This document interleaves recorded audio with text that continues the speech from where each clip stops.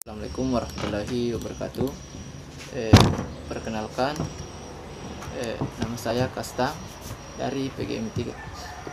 Baiklah, saya akan menjelaskan sedikit mengenai identifikasi SK dan KD pembelajaran PGDMI. Yang pertama itu kurikulum. Kurikulum berasal dari kata kurir, artinya pelari, dan kurer artinya tempat berpacu. Kurikulum diartikan jarak yang harus ditempuh oleh pelari.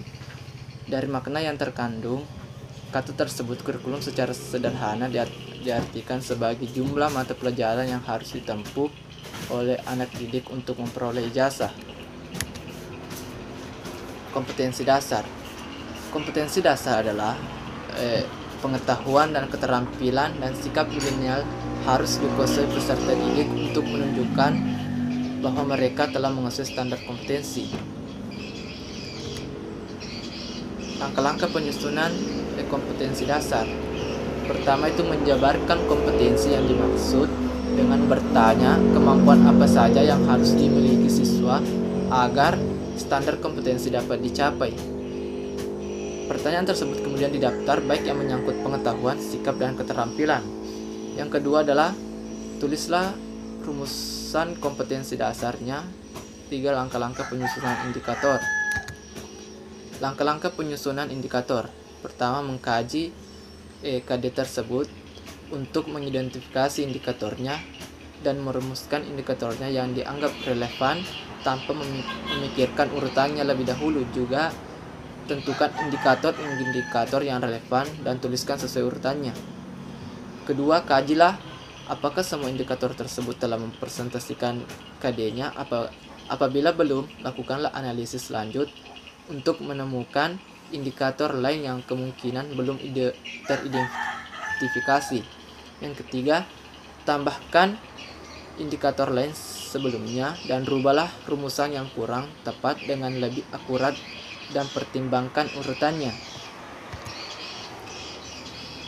Langkah-langkah perumusan standar kompetensi dan kompetensi dasar. Yang pertama, guru perlu berpedoman atau mengambil rumusan SK dan KD yang telah disusun oleh BSNP berdasarkan mata pelajaran yang diambil. Yang kedua, guru memilih SK dan KD yang telah dirumuskan oleh BSNP untuk setiap mata pelajaran. Pemilihan SK dan KD harus disesuaikan dengan jenjang pendidikan, mata pelajaran, dan semester. SK dan KD yang diambil menjadi pedoman dalam mengembangkan komponen-komponen silabus berikutnya. Ketiga, setelah SK dan KD dipilih, selanjutnya dilakukan analisis dengan mengajukan pertanyaan-pertanyaan yang mendasar. 2. Materi pembelajaran. Materi pembelajaran adalah satu komponen sistem pembelajaran yang memegang peranan penting dalam membantu siswa mencapai standar kompetensi dan kompetensi dasar. Prinsip-prinsip pemilihan materi pembelajaran.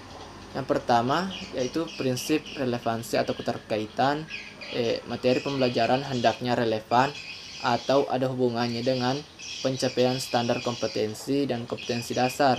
Sebagai contoh, jika kompetensi yang diharapkan dapat dikuasai siswa berupa menghafal fakta, maka materi pembelajaran yang diajarkan harus berupa fakta atau bahan hafalan. Yang kedua, prinsip konsistensi atau keajegan. Apabila kompetensi dasar yang harus dikuasai siswa 4 macam, maka bahan ajar yang harus diajarkan juga harus meliputi 4 macam.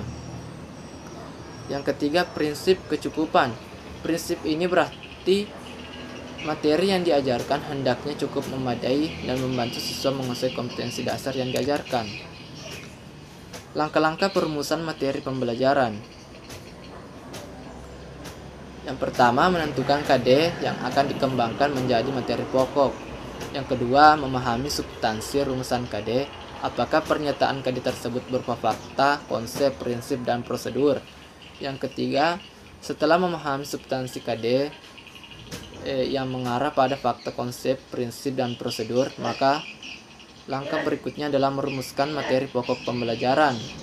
Yang keempat, uraian materi pokok pembelajaran harus disusun secara sistematis agar memudahkan guru dalam menyampaikan materi pembelajaran.